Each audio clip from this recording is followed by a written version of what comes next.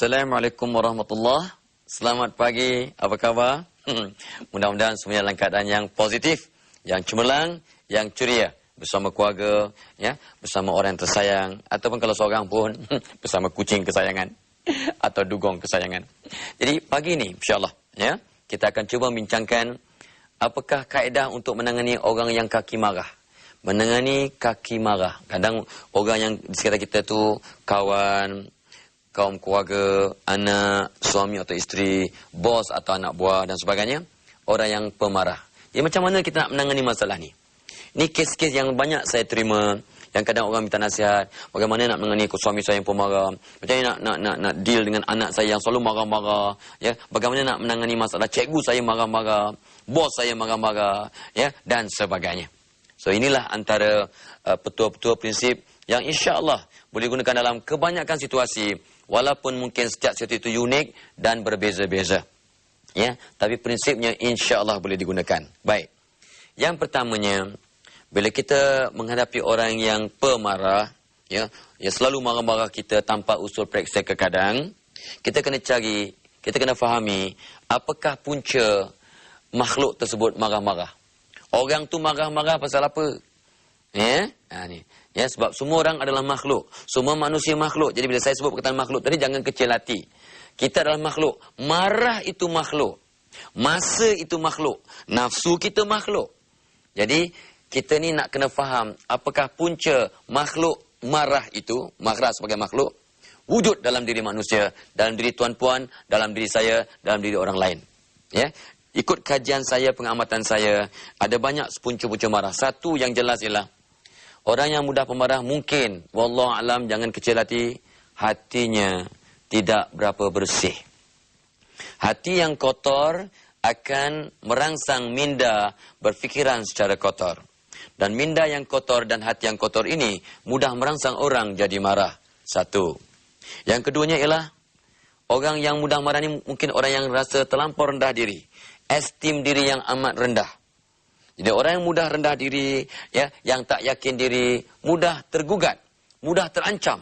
Jadi untuk mengimbangi kerendahan esteem dirinya, maka dia marah-marah sebagai satu strategi untuk menaikkan martabat dirinya, maruah dirinya. Walaupun cara itu cara yang tidak sehat. Dua. Yang ketiganya ialah, mungkin ini semua Tuhan punya kuasa, tapi kita mencari asbab. Mungkin dia jadi pemarah sebab sejak kecil dia dididik dengan cara yang sangat negatif. Ya, dia tertekan, dia dikongkong, ya, dia kena marah selalu, ya, dia kena sebat selalu, and so on and so forth. Ikut kajian psikologi kanak-kanak, anak-anak yang tertekan selalu, yang dikongkong selalu, yang dipermalukan, akan jadi orang yang bila dewasa nanti orang yang mudah melepaskan tensionnya, marah untuk melepaskan geram. Sebab dulu masa kecil, dia tak ada ruang, tak ada peluang, tak ada kekuatan, tak ada keberanian untuk melawan semula. Bila dah dapat, ya, pengiktirafan sebagai orang dewasa, dia mula keluarkan belang-belangnya. Sebentar lagi, azan akan berkumandang menandakan masuknya waktu salat subuh bagi wilayah Persekutuan Kuala Lumpur dan kawasan-kawasan yang sama waktu dengannya. Allahu Akbar, Allahu Akbar.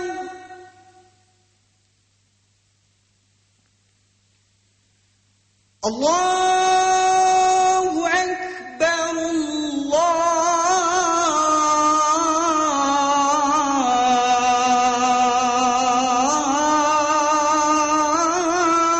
Akbar.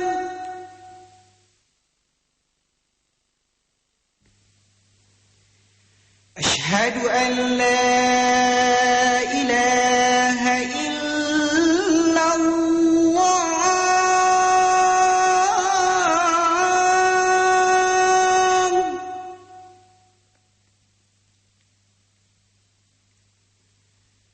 Ashhadu an la ilaha illallah.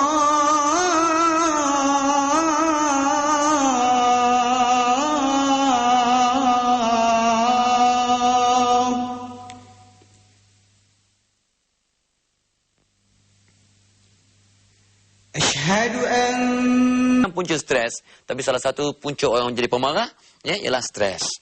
Lagi, yang kelimanya ikut kajian juga, kadang diet kita, apa yang kita makan boleh mempengaruhi peribadi kita, termasuk sifat pemarah.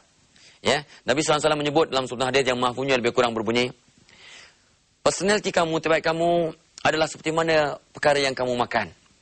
Apa yang kamu makan. Dan Nabi SAW memberi contoh, orang yang suka makan daging kuda, dia akan sombong macam kuda. Rupanya orang yang naik kuda tak apa. Yang makan daging kuda, dengar kabar lah. Ya, kata Nabi tadi tu, kalau selalu sangat, bukanlah makan daging kuda sekali tu jadi pemarah ke sombong ke tak. Dia makan selalu sangat. Dia pantang kuda race patah kaki, dia mesti tembak, sembelih dan makan daging kuda hampir tiap-tiap minggu. Ini dia. Jadi, artinya benda yang kita makan, ya, daging merah, menyebabkan kita mudah marah, kata pakar-pakar dan ahli sufi.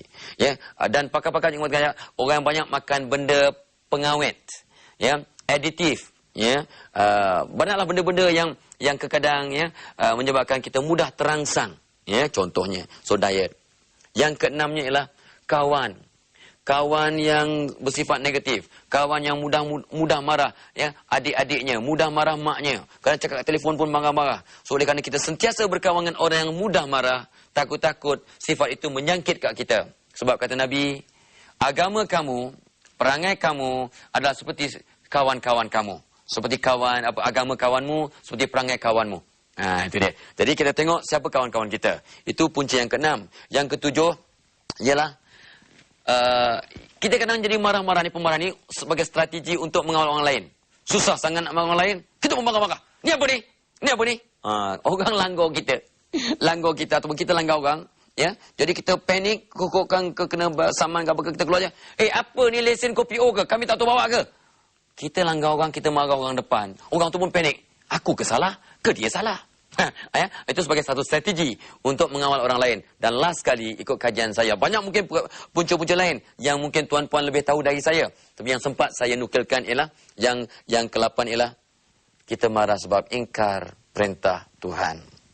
Jadi kalau kita ingkar perintah Tuhan, disuruh solat tak solat, disuruh puasa tak puasa, disuruh baca Quran tak baca Quran, disuruh istighfar tak istighfar, and so on and so forth, maka kita akan mudah jadi orang yang pemarah. Jadi ini dia, tuan-puan, antara punca-punca marah. Dan selepas ni, kita akan bincangkan bagaimana cara menangani orang yang marah-marah. InsyaAllah. Ketemu lagi lepas ni.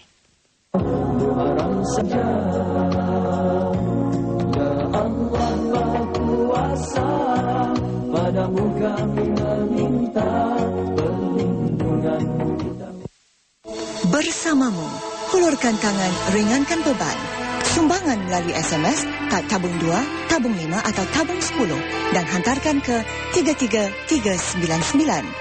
Sumbangan melalui cek boleh dibuat atas nama Tabung TV3 Bersamamu BSM dan hantarkan ke alamat tertera. Atau salurkan sumbangan anda terus ke akaun Maybank Tabung TV3 Bersamamu. Sumbangan anda amat dihargai. Orang perempuan ni kalau masuk tanding mesti nak menang kan? Nak menang je. Tak apa, bagi kita pun nak menang. Tapi orang perempuan ni kalau nak menang, dia guna jalan kotor tu yang tak ada. Mana ada jalan kotor? Lelaki yang guna jalan kotor tau. Apa, mana, bila? Lagi kotor sebab orang lelaki ni lah. Diorang nak cakap suka bagi rasuah. Orang tu murah. Yang perempuan tu murah mengadil apa tu? Sudah. Kalau tak sok sangat nak jadi juara, kita tunggu Khamis ni 15 Januari 10 pagi. Apa-apa je lah. Apa-apa je lah. Orang perempuan ni memang tahu. Selalu depan mengadil lah. Apa-apa. Alhamdulillah, ya. Kita bertemu kembali dan ucapan terima kasih dari saya sebab kita masih bersama. Mudah-mudahan Allah bagi kita taufik dan hidayahnya. Kita tengah membincangkan bagaimana nak mengatasi orang yang pemarah. Orang yang marah-marah, suka marah, kadang marah tanpa usul periksa ataupun pantang ditegur, pantang silap, mesti marah, mengamuk dan sebagainya. Ya. Di bahagian pertama tadi kita bincangkan 8 atau 9 sebab-sebab punca-punca kenapa orang mudah marah. Sekarang kita nak bincangkan bagaimana nak mengatasi atau menangani orang yang pemarah. Yang pertama, bila kita berhadapan dengan orang yang marah-marah, kena kita betulkan niat kita. Kena betulkan niat kita, kita cek balik. Aku ni nak komen dia, nak kritik dia, nak menangani pasal apa? Ya, pasal apa aku nak tolong orang yang pemarah ni? Apa niatnya? Ya, supaya aku nampak terror, aku nampak hebat, supaya dia malu akan dirinya yang dia itu pemarah. Apa niatnya? Jadi cek balik niat kita. So first and foremost, kalau kita nak merangsang orang supaya dapat mengamalkannya, kita betulkan niat kita dulu. Dan kita kena berazam bahawa aku tak nak jadi macam dia. Marah itu api. Api itu syaitan. Artinya, marah itu datangnya daripada syaitan. Syaitanlah menyebabkan orang jadi marah. Ya? Jadi, kalau kita pula nak menangani orang yang pemarah dengan marah, kita lawan api dengan api, ataupun api dilawan dengan minyak, maka kita akan kecundang. Dua-dua kalah. Kita yang menegur kalah, orang yang kena tegur pun kalah. It's a lose situation. Ya, dengan izin cakap bahasa Inggeris sikit. Okey, itu satu, betulkan niat. Yang keduanya, of course lah. Ya, seperti mana yang sering saya sebut di mana-mana pun dalam sesi-sesi yang lepas, episod-episod yang lepas, kita kena banyak berdoa dahulu. Kita nak merangsang orang supaya dapat mengawal marahnya, kita kena berdoa dahulu. Sebab bukan cakap kita yang dapat mengatasi ataupun meredakan kemarahan orang lain, tetapi Allah yang dapat meredakan hati orang. Cuba kita ikhtiar sebagai satu asbab. So kita doa dahulu. Doa pelembut hati yang saya sebut minggu-minggu lepas, ya. Lepas tu doa, ya, untuk memudahkan kita berbicara, ya. Saya ulang balik, Rabbishrah li sadri wa yassir li amri walau 'uqdatam min lisani yafqahu qawli. Ya, dan bacalah doa pelembut hati. Doa Al-Azizul Jabbarul Mutakabbir boleh, doa surah Toha ayat 1 hingga 5 boleh, sebagai asbab untuk kita mohon pada Allah lembutkan hati orang itu yang kita nak tegur, orang yang pemarah tu. Dua. Yang ketiganya, kita kena betulkan sikap kita. Ya, kita kena betulkan sikap kita dan paradigma kita. Aku kena cool. Dia marah-marah aku. Dia marah aku, tak usah periksa, aku kena cool. Aku kena cool. Kalau aku marah macam dia, samalah martabat aku macam dia. Jadi kalau aku pun pemarah macam dia, marah dia balik, marah-marah, tension-tension, maka sama aku macam dia. Macam mana aku nak betulkan dia kalau aku macam dia? Tu kena betulkan tu. Ya, saya ingatkan diri saya bila saya ialah berdiskusi secara hangat dengan isteri ke, dengan orang lain. Tapi alhamdulillah, saya ingat isteri saya dah lama dah 17 tahun tak marah-marah. InsyaAllah. Sebab kami buat prinsip, kalau dia marah, saya senyap, saya sabar. Bila saya marah, dia senyap, dia sabar. Jadi insyaAllah lah, salah satu kena mengalah. So this is the situasinya. Ini dia. Artinya dia marah-marah, kita kena betulkan sikap kita balik. Betulkan paradigma kita balik. Aku kena cool, aku kena sabar, sebab orang depan aku ini sedang marah. Kalau kita tak betulkan kita punya sikap, kita punya paradigma, apa akan jadi? 3 perkara akan berlaku. 1, kita marah balik, kita lawan, kita marah balik. Dia marah, kita marah balik. Dan ini berlaku. Dalam filem kita nampak, filem Hindustan ke, filem Tamil ke, filem Melayu pun sama. Filem Jawa je tak buat begitu. Yang saya tengok lah. Ya, okey. Alright. So, itu satu hakikat. Kalau kita tak kawal minda kita juga, masalah kedua ialah kita akan jadi defensif. Orang marah kita defensif. Bila kita defensif, artinya kita menyalahkan dia balik. Dia lagi marah, lagi marah, lagi marah. 2 kesan negatif. Yang ketiganya, kalau kita tak kawal minda kita, orang marah-marah kita, apa kita buat? Tu bertanya orang perempuan. Mengajuk dia, diam, dia mengajuk. Dia mengajuk. So, rugi juga.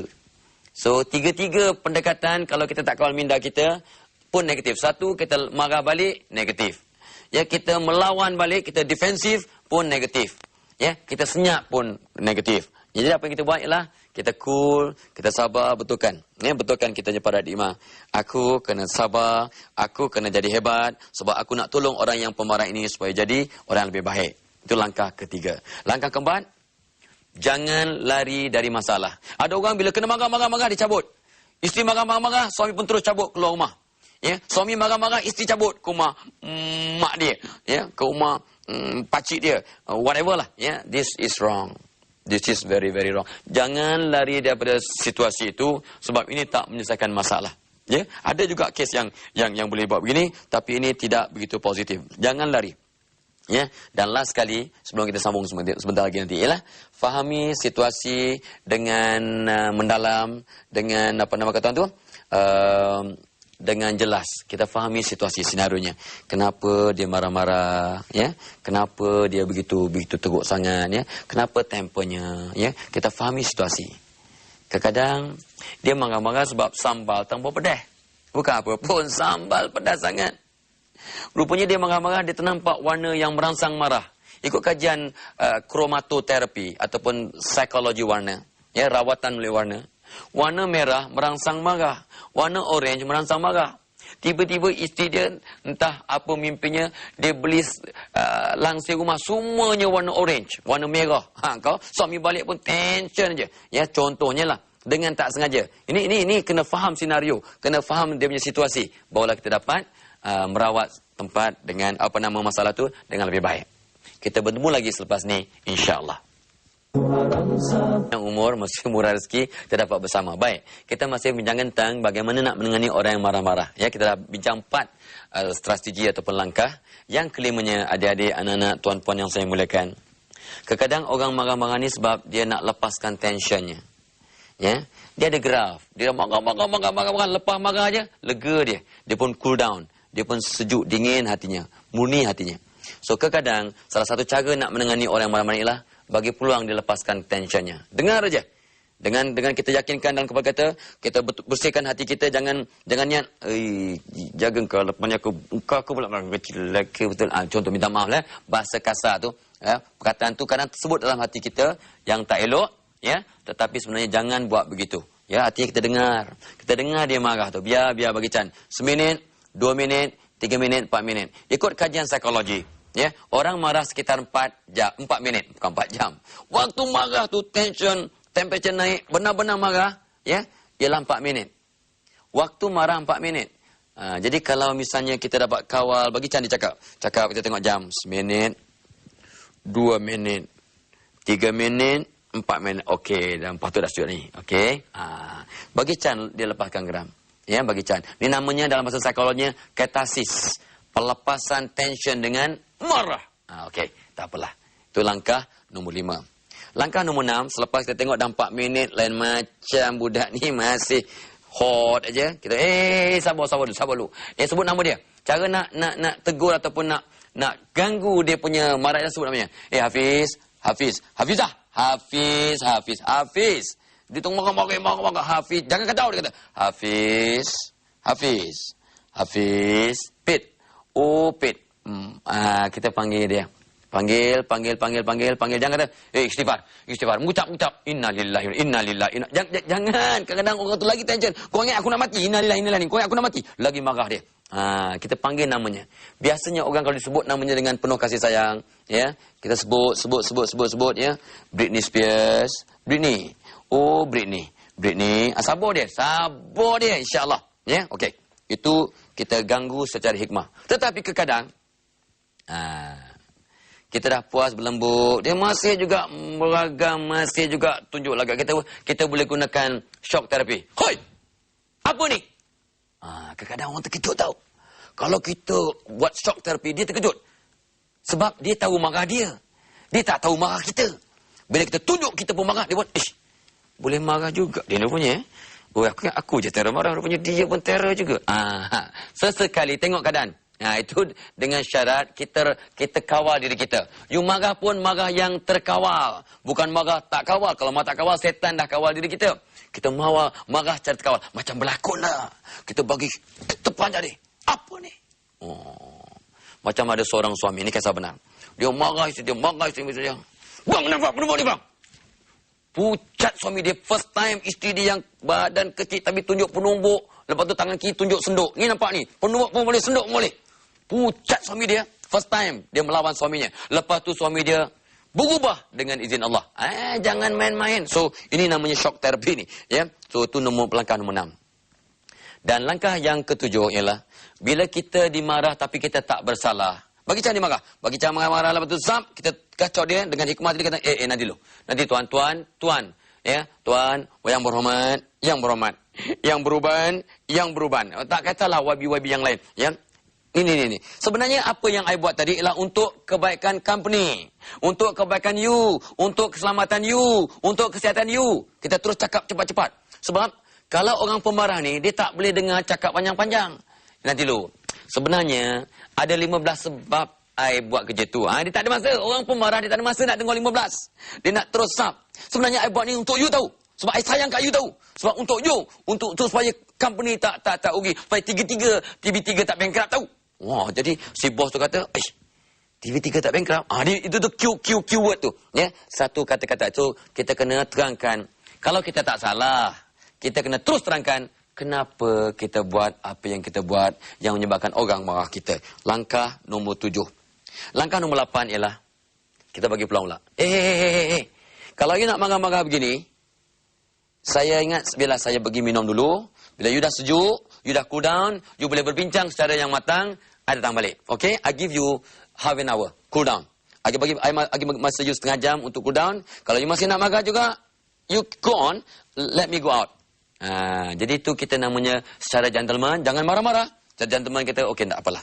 You dalam keadaan mood yang tak bagus, biarlah I keluar kejap. Bila you dah sejuk, kita bincang balik. Ini satu cara yang baik juga untuk menangani orang yang marah. Sebab dia, orang marah ni, bila dia tengah marah-marah tu, dia nak lepaskan. Tapi kalau orang ni you nampak lirik dah 14 jam pun masih bising. Orang kata 4 minit, dia 14 jam. Jadi macam mana? Jadi you keluar. Orang kalau tengah marah-marah, bila kita keluar, aku nak marah kat siapa ya? Dia mulalah cakap kat bunga, kat pokok, kat kucing. Ya? Kucing lagi, pokok, layu gamanya, dan sebagainya. Itu satu strategi. Yang akhir sekali yang kita bincang ialah, banyak lagi cara lain. Ya, kita ajak dia bernegosiasi, ajak dia berdamai. Ya, ajak dia berdamai. Artinya, okey, tak apalah. You marah mesti ada sebab. I tak nampak di mana sebab saya, tapi you marah mesti ada sebab. So, kalau saya silap, saya minta maaf. Ya? Dan akhir sekali tuan-tuan dan puan-puan, kalaulah kita kena marah dan kita memang bersalah, apa nak buat?